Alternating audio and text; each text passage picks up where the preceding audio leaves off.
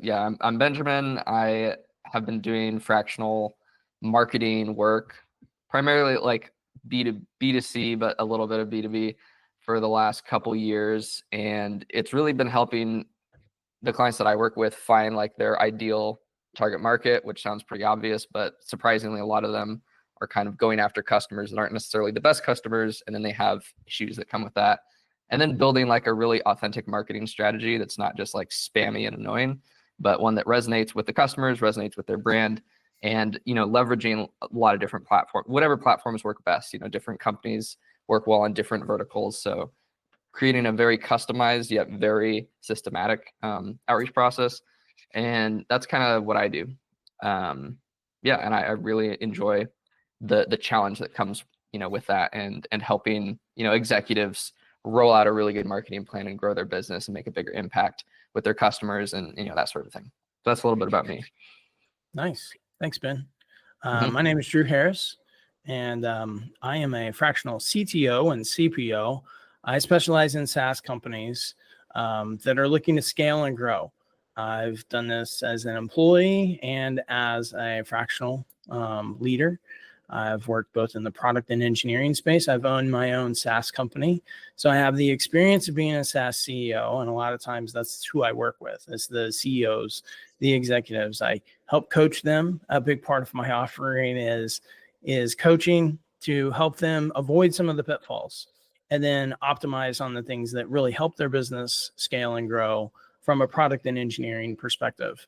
I've been an engineer sort of reluctantly. I fought my destiny, but I finally accept being a geek. And nowadays, being a geek is a cool thing. So it works out really well. And I love what I do. I love helping people grow and scale both their companies and as individuals. So that's a little bit about me. And we have Brian here with us. Brian, tell us a little bit about yourself. Cool. So yeah, I'm Brian Koffler. I am a fractional head of growth marketing / head of demand gen. Similar to you, Drew, I also focus on B2B software companies, B2B SaaS companies. And I really help companies in that Series A, Series B stage scale. And usually what that means is finding repeatable pipeline generation to really scale their marketing and sales engine.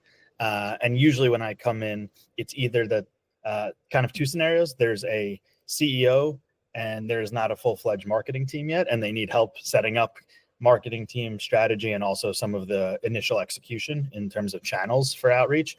Or what I often see is that there is a small marketing team that is trying to do 1,000 things at one time, and they need some help with focus, and they also just need an expert to come in who's done it before, who can provide not only strategy, but also get hands dirty and start to drive predictable results from our marketing campaign. So I also love what I do and helping these companies kind of find their groove in terms of marketing. And often what that leads to is helping hire a full-time demand gen marketer, head of growth marketing to replace me, who's full-time.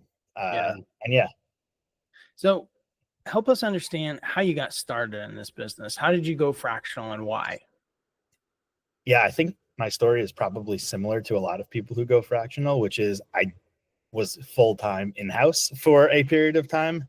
For me, that was almost 10 years at 3 different companies, leading growth marketing and demand gen teams 3 different times. I actually built a team from 0 people to 5 people, including myself twice. And then, like a lot of people in the B2B SaaS world, I got laid off after COVID, which is unfortunately a pretty common story. And around that time, I actually had a friend who was starting to do side work, basically a small agency, and he asked me to help out. And that's kind of how I got into this world of fractional / part-time work. And then since then, yeah, I have really grown my own business over the past 7 months to be a full-fledged, fractional resource for my clients. And yeah, I use my experience that I gained in-house and my experience leading teams and how to scale teams. Luckily, the companies that I worked for in-house were the same size as the companies that I work with now. So I have pretty relevant experience in that stage, helping companies scale. But yeah. Cool. Ben, you're on. Sorry, I was muted. I'm back. Could you walk us through what a typical engagement looks like for, when you work with one of your B2B Series A clients? Like, what does that process look like in the first, maybe like 30 days or 90 days, whatever time frame you want to give? Funny you mentioned that, Ben, because I actually lay out like a 90-day plan. That's like part of my scoping, even though my engagements usually do last longer. Basically, my engagements are usually revolving around 3 channels or 3 parts or 3 pillars. One of them is like the operations and the CRM management, and most B2B software companies, that's HubSpot. So HubSpot ops, setting up dashboards, setting up reports so we know what's working. That usually is like the first step. The thing I usually tell all my clients is, hey, if we don't know what channels are driving pipeline, how do we know where to invest money? And the other thing is that every single B2B Series A or Series B SaaS company that I've ever spoken with has messy CRM and doesn't have great tracking on what campaigns are working. Like, I've never talked to a company that is like, oh, we do this great at that stage. So that's kind of the first pillar. And then the second 2 pillars are actually the campaigns. And usually that kind of is bucketed into paid search and social. For my clients, that's usually LinkedIn ads and Google ads. So help with setting that up, optimizing those channels, running those channels for them, and then email marketing. And often that is using HubSpot as well to generate opportunities from leads that are already in the system. So at a very high level, it's 3 pillars. One is just the baseline operations and CRM management. Then it's getting leads through paid search and social, and then it's turning those leads into opportunities through email marketing. And that's typically what my engagements consist of, in a sequential order over the first 90 days. And then we decide what's working and scale from there. That makes a lot of sense. I mean, in the product and engineering space, I do the same sort of approach where I do data analytics with some AI platform that I have, where I plug in all of their work processes and work engagement. So like their GitHub, where they have all of their code and their commits and their pipelines, and their Slack, where they do their communications, and their Jira, if they use Jira, to their work management. And then I analyze, like, hey, this is what's working for you. This is what's not working. Like, how can you be successful if you don't know what's working and what's not working? That's, I think, pretty critical first step in any fractional role, because we're focused all on strategy, right? And that's why we're there, to help them really optimize their business and their people and whatnot. Yeah, Drew, you might see a similar thing on the engineering side. What I often see is, like, in my initial calls, if I ask a question like, hey, can you point to me like which marketing campaigns are actually driving pipeline and revenue? It's like they have an idea or like a feeling, like, we think this is working, or Google Ads is sort of working. That's the kind of answers I get. Yeah. And what I always say is, like, if you can't tell me that confidently with dashboards and data in your CRM, then how do you know where to spend your next dollar? Yeah. And that's it makes sense to everyone. Like, it's so obvious, but it's not that easy. That's the thing. It's Right. actually hard to do. Well, I think a lot of that comes from, and I'm going to go down a rabbit trail just for a minute here, because I think this is a really good conversation. A lot of times what I observe is that the businesses that are growing, particularly in that Series A, Series B sort of space, in the software space, that's what you and I are both familiar with, is they're so trying to rapidly grow that they create a lot of, in my case, it's technical debts, and probably in your case, it's other sort of debt where they're taking shortcuts. They're just like, we got to push. And then that creates a lot of fires, and they're fighting fires, and they're just managing the day to day. And they need somebody from the outside to come in and to look at it objectively, to help them see, these are the patterns. These are things that are working. These are things that aren't. Yeah. I use an analogy with this as like a knot. I often describe what I come into as like, hey, you have a really tangled knot of data, of campaigns, and like, I need to take time, whether that's like working with me or in the first month of working with me, to quote unquote untangle the knot. And that's a lot of work, but that's like data deep diving. That's like talking to people on the team. That's going into the systems myself and trying to paint a picture of like what is actually working. And then it's building, like, from my standpoint, it's building the marketing dashboards and automation, so that at least moving forward, Yeah. We know what is happening and what is working and what is not working. Mhm. And I try to backfill as much as I can, but sometimes it's actually easier if it's a clean slate. Like, I don't know if you might see that too, but sometimes it's actually better when there's less historical data because it's so messy and they move so fast and things have changed 12 times over the past 2 years that Yeah. it's really hard to know what Yeah. happened in the past. So is that the most common problem that you encounter? Yeah, I would say it's tied. It's tied to that. Mhm. The most, like, at a simple level, the most common problem I encounter is that these companies don't know which marketing channels they want to or need to double down on to see 2x or 3x results. So yeah, it's tied to, like, they don't have great data in the past, and then they don't have an expert or somebody high level internally who has done it before, who not only can make a recommendation but actually run the channels. And I think that's one of the benefits of working with me or someone like me is you may not have the budget or the desire to hire a director or head of marketing or demand gen full time, but you need somebody who can play the high level game a little bit, understand strategy and talking to executives, but then also, like, do the work and set it up the right way. So yeah, Joe, I think it is very much connected to that question. Okay. Great. I had a quick follow up on that is, you mentioned LinkedIn and Google as kind of like key, and email as key Yeah. platforms. What are kind of the biggest like obstacles? Because in terms of execution of those, like, do you see them already using those and just executing not great? Or, could you Yeah. go a little bit into that? It's funny with the ad platforms. I think most people have at least tested them or are using them a little bit, and often they know they're not using them great, honestly. And they, at this stage of the company, they don't have the budget or the desire to hire someone full time to just run the ad platforms. Like, they need people who can do a lot more than just that, honestly, at that stage. And the ad platforms are, like, kind of technical, and you have to know what you're doing, and it's very easy to, like, waste money, and they know that. So if they are doing it, they're not doing it great, and they don't have someone dedicated on, X amount of hours of their day or week to just focus on the ad platforms.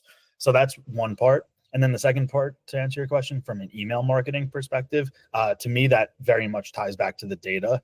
Oftentimes the lists and the automations that they are using for email marketing are just not optimized. Like, simple things like email marketing, emailing people who are opted out, or emailing current customers when they mean to be emailing prospects, those type of simple things, but there's 20 of them. And if you're not doing them correctly, your emails aren't effective to driving new business.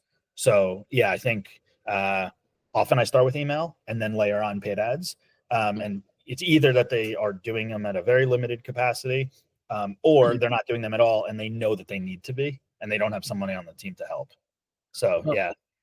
And they can get in trouble legally if they're emailing people who have opted out, Correct. There's also like your domain can get quarantined. I've had a few customers where their emails had an open rate of, like, less than 5%. And, like, when we dug into it, it was actually because they weren't hitting the main inbox. So all of their emails, even if they were going to people who were not opted out, were hitting the junk or spam.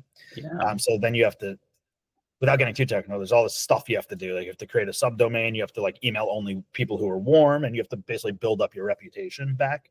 Mhm. That's just something that, like, at a smaller company, they're not going to have somebody internally who can focus on that for a month and fix it. Absolutely. Like, Yeah. Yeah. It's one of sometimes the it's things that can fall through the cracks really easily. yeah, I think, and you guys might see this too, Ben and Drew, but I think a big benefit of hiring someone fractionally at a higher level is that they can dedicate time to a specific thing or two that internally, especially at a smaller company, there's just not a person who has the knowledge or the time to do that. Yeah. What I hear all the time is like, thanks, I'm trying to do 50 things. Thank you for focusing on these things, because I just wouldn't have gotten to it, or would have gotten to it next year. Right. So I hate to kind of dominate the conversation here, but I'm just digging into this a little bit more. It made me think, when you're, for those in our audience, they're exploring the opportunity to become fractional. Mhm. They're beginning their journey. So what advice would you have to them in regards to how you position yourself and what is the value that you like. How do you get the number one question that I get, and since you and Ben both are marketing sort of guys, I'm hopeful that you can answer this for our audience. So this is really open to both of you.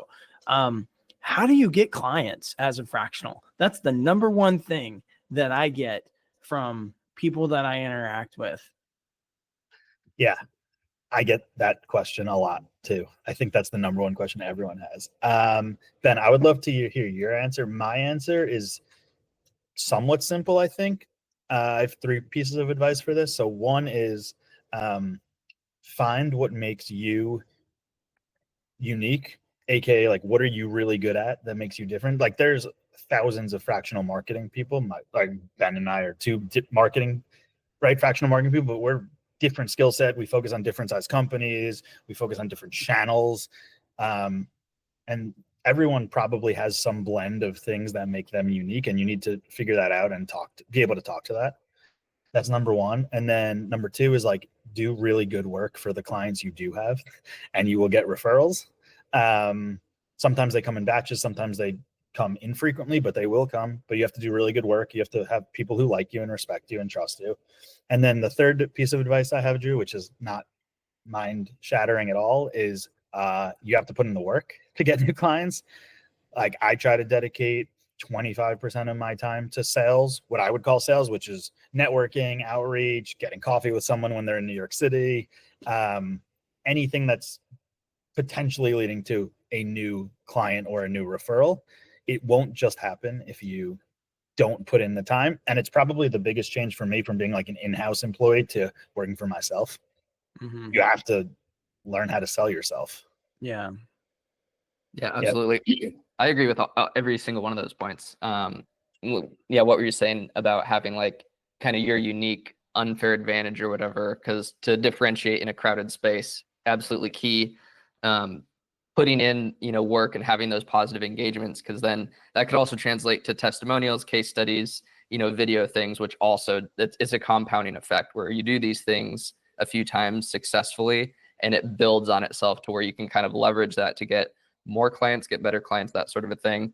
And yeah, like you said, putting in the work of dedicating 20, I like that 25% of your time just goes into sales, conversations, just direct outreach. And so, yeah, it's very similar to kind of what my approach is as well. I don't really have a whole bunch of changes. You can get really specific and tactical about how you do kind of outreach. Like you can get into like cold email, LinkedIn, like what style of approach do you use to build those cold leads? But I think my biggest thing is looking at customer, or clients or customers or people in your network and segmenting them into like cold, warm, and like hot, and then going after hot, warm, and cold in that order.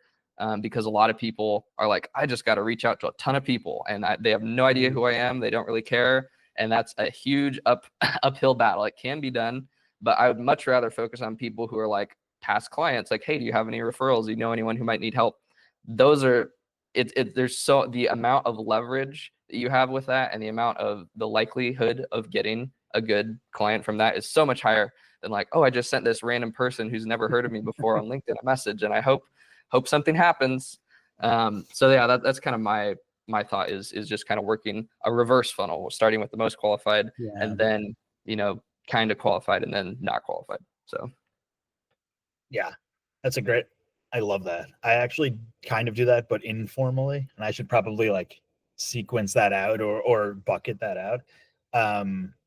But yeah, I think like people underestimate their network. Like anyone you've ever worked with at in-house, anyone you've ever worked with fractional or part-time, anyone that you met at a conference in the past when you were in-house, like those are all way warmer than a cold outreach, to your point.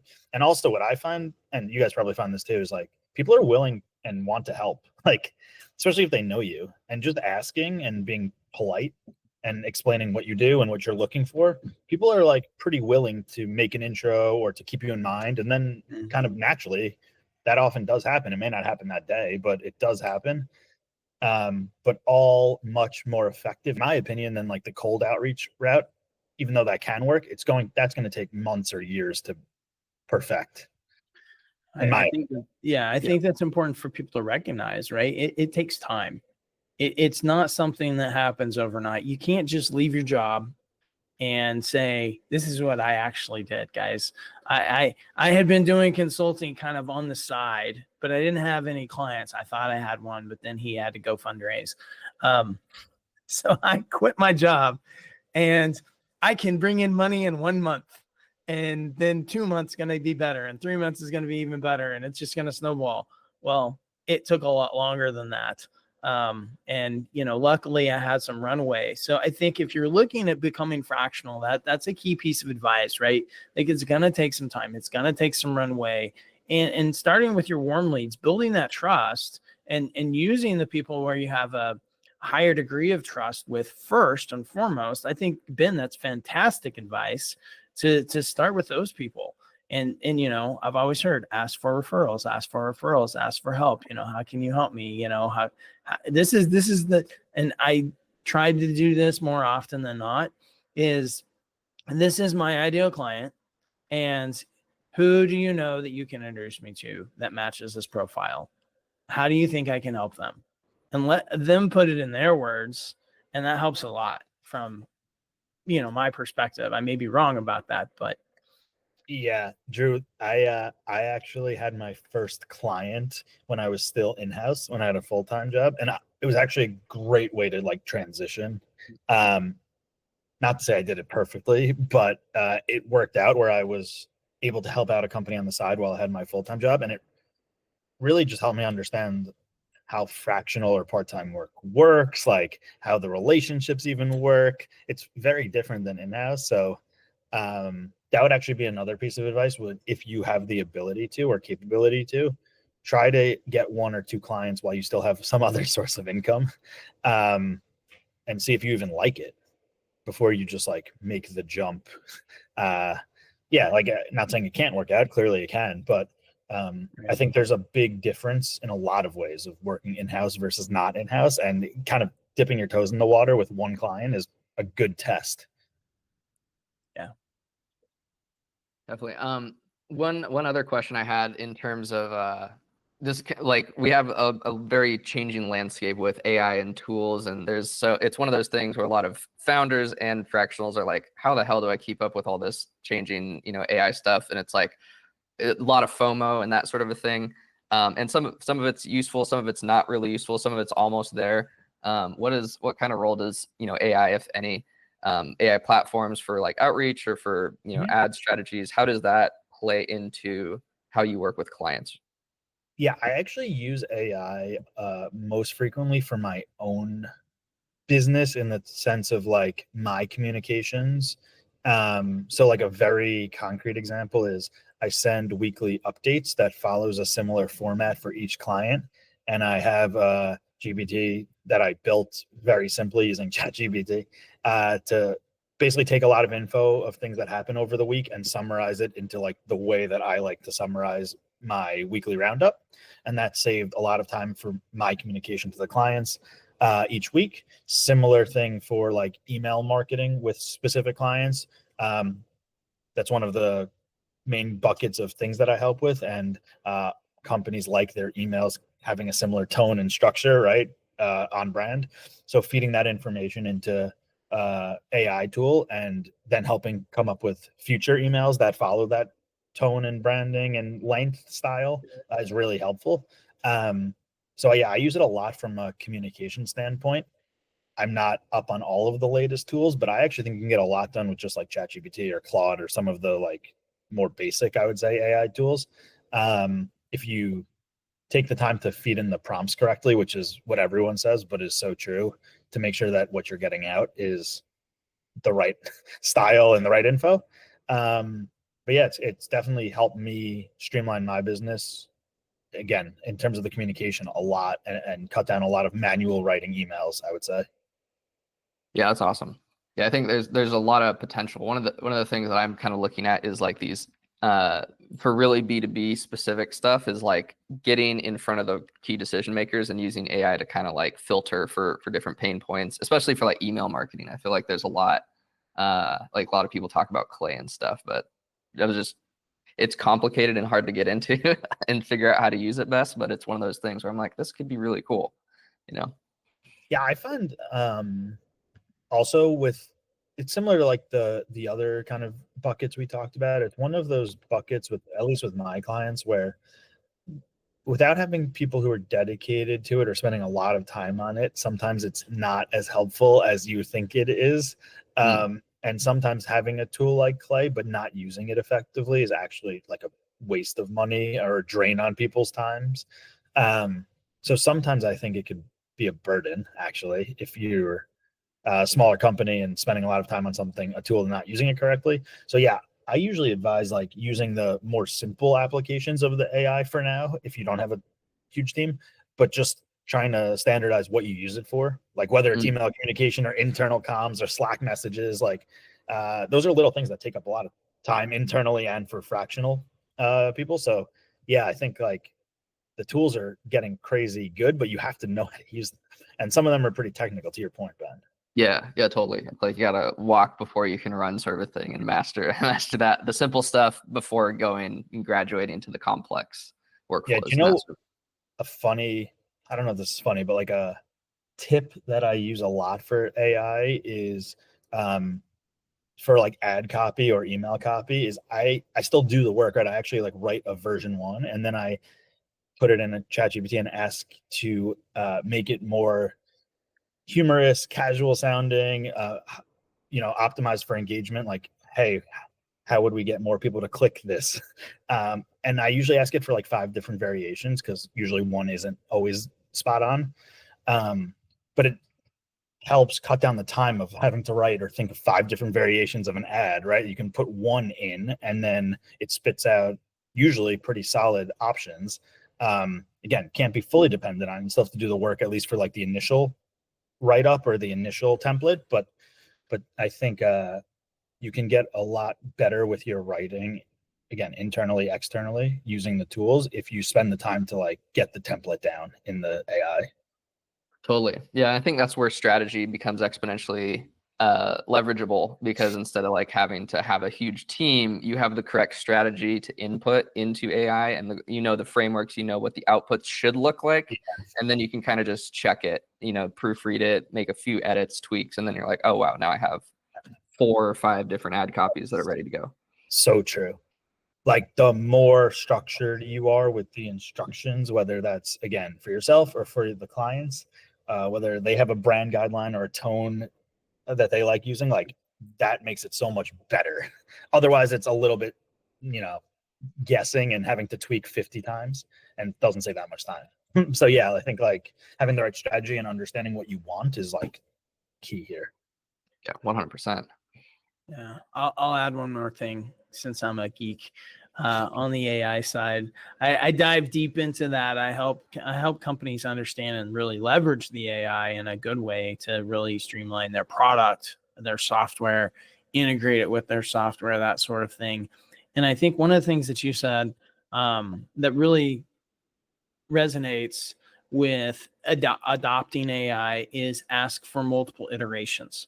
Don't just send it one prompt and expect that prompt is going to be perfect and then just use it. Whatever you're asking it to do, whether you're writing unit tests with it or whether you're, writing ad copy, I think starting with, hey, give me 3 versions of this. Give me 5 versions of this. Give me 3 different ways to write this unit test. Whatever you're asking AI to do, have it give you multiple variations of what you're asking it to do. And then this is a really neat thing with AI is because it is learning from you. So you can take and you can say, great, thank you. This is the one that I chose. And then you've gone and changed it some, you've tweaked it. Okay, this is the end result. This is what I ended up with. And then oftentimes the next response that you get is, great. Can I make that better for you? And then you can even make it better. And now it's learned what a good response is versus a bad response. Yeah, that's great feedback. I find myself sometimes not telling it which one I used, and then it's like the same process the next time. Yeah. Where if I just told it like of the 5 variations, this is the one I used, right? The next time would be so much better. So I actually need to get better at that because I've noticed that for myself. Well, because it's learning. It's just like a child, like, give me 5 different ways to solve this problem. Okay, thanks. You walk away. Give me 5 different ways to solve this problem. And if you're not telling it like this is the good result, it's not going to learn that this is a good result. One final thing, just from a marketing perspective, that I've noticed is that every single software company now says like AI in their ads or in their headline, or powered by AI, or AI blah blah blah. Yeah, it's just like not a differentiator either. So I like to say that to my clients, like, it's fine, and it's fine to say it, but it's not the differentiator between you and your competitors, because every single software company is now AI powered. Right. Yeah. It makes a lot of sense, because that's where all the funding is going, is AI companies. So you're just like, hey, you should fund us. We have AI, Yeah, and like, to be fair, I have noticed from like Google search volume, the AI terms in like the software searches are increasing, like AI XYZ software. So I understand that people want to rank for that, and that they want to bid on that. And it does make sense. But I just don't think it's like your differentiator between you and your competitors, because they're saying the same thing on their website now. Right. It's a trend, and you're going to follow that trend, optimize with that trend, but it's not a big differentiator for sure, because everybody's using it, and it's becoming the norm now. 6-8 years ago, not so much, but now it is the norm. So it's not really setting you apart just because you have AI.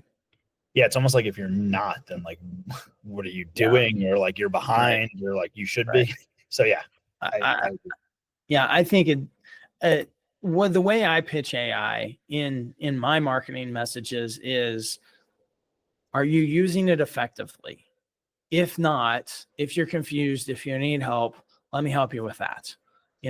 Because you've got to understand it well enough to use it effectively. I look at it like a tool, and as engineers, we love our tools. So, you've got to figure out how to use this tool effectively. And if your team is not using the tool effectively, I think you alluded to this, right? If you're feeding it bad data, if you're using AI just to be using it, but it's not achieving the results not giving you any value, then is it really worth your time? Yeah, I couldn't agree more. Even for myself personally, there's been times where I've spent more time trying to get something out of AI than if I just did it not with AI. So you have to like watch yourself if you are falling into that trap, or as a company falling into that trap, which I do see, like, that does happen. So you just have to monitor your time a little bit. Right. And like you said too, I mean, bad data in, bad data out. Like a lot of companies that I interact with, they have a lot of data. And you mentioned data insights at the beginning of your conversation too, from an analytics and an ad perspective. They have this data, but a lot of times the data is not necessarily corrupted, but it's not clean. There's a lot of dirty data in there. There's a lot of bad data in there. I was working with a med tech company, essentially, where they helped people navigate and optimize their health benefits.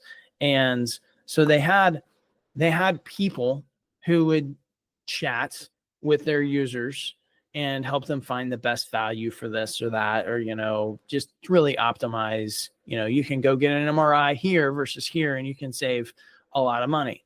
And what we discovered is we started to implement AI to augment those people who are helping to give them the tools and give them quicker access to the right responses. We had all of these conversations from all of these people who were helping the customers, and we were using that historical data. And what we realized is 20-30% of the responses that they were giving to the people were incorrect. So the AI responses were incorrect more often than that, because there was so much bad data. So it's key as you're leveraging AI, and I know this is like way off topic for fractional people, but to make sure that you're using good data. So I'll cease and desist on the AI conversation. I think for CEOs, any technical people out there who are using that, it's definitely key. one question I wanted to ask, and then I think we're pretty close to wrapping up, is in terms of like the metrics that you track. That's like a key point that you mentioned earlier about that a lot of these businesses don't even know what do good metrics look like, or maybe they're not even tracking metrics. You know, like going back to the point of like what platforms are doing the best. You know, how do you explain to clients what metrics are key to track to driving these initiatives? And, you know, could you go a little bit into your experience there? Yeah. So the nice thing about what I do is it's very metrics driven. People want to see ROI from marketing campaigns. So the main metrics that I track are pipeline and revenue metrics. And then one thing that I always harp with my clients is it's important to track overall. So like overall inbound pipeline and outbound pipeline and one revenue, and then channel specific. How much of that pipeline is coming from paid ads versus email marketing versus organic inbound versus outbound. And same thing through one revenue. I would say, Ben, most of my clients are at a very high level tracking that somewhat correctly, but they are not yet granularly tracking that by channel and then even like by ad or by email campaign. So it's really building the infrastructure to track and to scale. And you know, sometimes all of the channels are not the right answer. Sometimes email is what works for a certain client in a certain market, and that's shows up in the data down in the funnel, and that's what we want to scale moving forward. Other times ads work great, and often it's both, but sometimes it's not. So yeah, I think like pipeline and one revenue, and then obviously there's leading indicators like conversions or clicks or opens, and all of those things are good, and they tell you if your message is resonating on those platforms. But really you want to see like I call it the down funnel results, which is pipeline and one revenue to help with investment in the future. Yeah, I think that is really key. And so it's both upstream and downstream, and the key is like, you know, what is this actually driving revenue or not? But then having the analytics, the data to support a thesis of like, okay, we know for a fact that email is working, as opposed to like, we got to try all these different platforms and see what sticks and hope, you know, something happens. Yeah. I guess a follow-up that I had is how long does it typically take, or do you have like estimates for, you know, from, you know, I know that's a tricky question, but that's a good question. Yeah. I sighed because it's a question I get a lot, and it's a tough question to answer. So the way I answer this is, to me, it depends on what your starting point is. So like, if I am working with a company that hasn't done paid ads at all, or hasn't done paid ads successfully at all, I think you need at least 60 to 90 days of pure testing to see, can we drive conversions? Are those conversions the right people? And then like, are they turning into customers may happen even after that. But even just getting to that sense of like, are paid ads are the leading indicators telling us paid ads is the right channel or email is the right channel? Yeah, I think it's at least like 60 or 90 days for something that's net new, let's call it, or something that they've done in the past, but like have no data because their infrastructure wasn't set up, which is something that I see a lot. So that's like one bucket. If you have a channel that is working at some level and you have some data to back it up, and you're really looking to like optimize and scale, which is like the other example that when I get brought in, I think it's a little bit quicker, probably like 30-ish days, maybe 60 days, because we have some data that we trust that is saying like, this has worked at some level in the past. So there's a reason to believe that if we do it the right way or better, it will scale, and we'll see that down funnel. But yeah, like two completely different scenarios. I'm very upfront. That's like one lesson I've learned is, if it is net new, I am now extremely upfront with my clients of like, hey, you have to be willing to invest X amount of time and money in this thing before we even know if it's working. And if you're not okay with that, and it could just not work, and you could throw away X amount of money if it's not the right channel, are you okay with that? And if they say no, it's like, okay, then we're not going to test it. I've had engagements where we test for a month and then they're not comfortable testing anymore because of a budget or a time. And I've realized that that's just not enough time with a new channel or a new motion to really get any data. And it's not worth it if you're going to pull the plug that quickly. Yeah, 100%. It's especially tricky. A question I sometimes ask is like, what's your typical like customer sales cycle look like, right? And so if your sales cycle is like 3 months and then you only do 30 days to test, it's like, yes. how is that going to work? You know? Yeah, most B2B software companies sales cycles are at least 30 or 60 days. Like Right. some of my clients are for enterprise software, it could be 90 to 100. It could be like, I don't know, over 100 days. It's not that uncommon. And for pretty much any company that I've ever worked with, the sales cycle is at least, let's call it like 45 days from to closed deal. And that's like short. So like to your point, it's usually like 60 days. And then if they're only willing to test paid ads for 30 before they pull the plug, it's like, that doesn't make sense when you think about it. The logic doesn't check out. Yeah, Correct. but I think that's key for everyone, for clients and for fractionals, is the level, like the level setting, to use like the jargon word, is like, hey, this is what it takes. And then having the confidence to, you know, especially if you know what works, it's like your kind of obligation to say, hey, this is what's needed to get the result that you want. Because I know from past experience, it's really easy, and clients kind of sometimes can push you to want to overpromise. Yes. And, you know, it would be great if we could, you know, make those, you know, be able to get that good of results, but then having it grounded in reality and saying like, hey, this is where you're at and this is what it's going to take. And then just laying that out in a really clear way. It positions you as the expert. It gives them a strategy of what they need to do. And, you know, sometimes it's not the best fit, which is especially tough if you're like, I'm trying to get all these clients and stuff. But ultimately, I feel like, you know, from experience, you want to avoid problems up front instead of getting into an engagement and then being like, oh man, now I'm behind. And now, you know, those sorts of things. Handle it upstream. And I guarantee for anyone listening to this who hasn't done fractional work at the beginning, you will say yes to those engagements that you probably shouldn't, or know in the back of your head that you shouldn't, and try to make it work.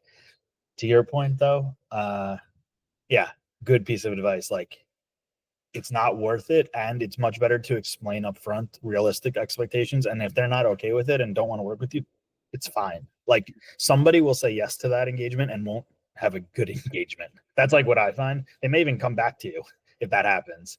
Totally. So yeah, I've and I kind of mentioned this, but I learned that lesson the hard way a few times, and now I am probably too cautious in a way up front before I start the engagement of like realistic timeline and budget needed. And if they're not okay with it, it's like, okay, we can try other things, or maybe this isn't the best engagement, or we shouldn't be testing paid ads or email marketing right now, and you need some more funding or more budget allocated before we're okay with that. I think that's a great point. For all of our listeners that are looking to become fractional, right? You are a strategic leader, and you're coming in to make changes in an organization from a strategic point of view. And generally speaking, a lot of what you're doing is net new, whether you're doing marketing or I'm doing product and engineering or whatever it is that your specialty is, it's net new. And those leaders that you're working with within that business that are hiring you to do the job, they're probably already frustrated. I know my ideal client has already got frustrations. You know, that's part of my qualification criteria, that they've felt some pain. And a lot of times they want to fix yesterday. And, you know, they expect, well, if I'm going to hire you and I'm going to pay you this much money, or I'm going to spend this much money on budget to advertise, I want results yesterday. And I think it's important as fractionals for us to sit back, remain calm, don't get too excited about the engagement, and allow them to qualify or disqualify themselves on our offer and say, look, I'm changing strategy with your company. Most of what I'm doing is net new. I'm going to optimize what you're doing right. We're going to stop doing some of the things that you're doing wrong. And we're going to measure these things that you haven't really been measuring all that well before. And we're going to see what the results are. And that's going to take months. You know, what, like my typical engagement is a 4-month, you know, thing. It takes me 2 weeks to a month to set everything up, to get some results, to show them where we're headed, to start to develop a roadmap, and then 3 months worth of execution before we can really measure the results. Yeah. I think I know we're coming up on time, but I've also found that clients, especially the good clients, are appreciative when you push back or have an opinion or tell them, no, this is how we do things, or this is why we do things. I've actually gotten the feedback to like be stronger sometimes about my opinions, even if they disagree with the leadership team. And to your point, Drew, the quote I've heard is like, this is why we brought you in to tell us what we're doing wrong. And sometimes it's hard, and they tell you they want that, and then they actually don't because they think what they're doing is right. But like, I think it actually puts you in a better position in their minds and for yourself if you don't just like quote unquote give in and say, okay, we'll test this because you want to test it. Yeah. And their business is their baby. And a lot of times I'm working with founders or CEOs or both, and it's their baby. And if you're calling their baby ugly, you've got to do it tactfully so that they can make their baby pretty, you know? Yeah. It's funny because I've had the same experience, and founders and CEOs have told me like, hey, we know no one internally in-house is like going to tell us this because they don't want to lose their job. They're scared about not getting promoted, right? So like, that's why they bring in outside experts. So you have to do it the right way, but oftentimes they are very appreciative because no one internally is telling them like, this is not the right thing, or, hey, we need to test this for 6 months before we have an opinion on it, not a week. So yeah, I've had the same exact experience. Yep. That's awesome. Oh, I think one thing to like wrap up, because I know we're coming up on time, is, you know, how Brian, how can people find you? What's the best way to reach out? Pretty simply, I have a website, which is my company name. It's Diggs Marketing. I don't know if you could see it, but DIGS, diggsmarketing.com. And then also I'm pretty active on LinkedIn.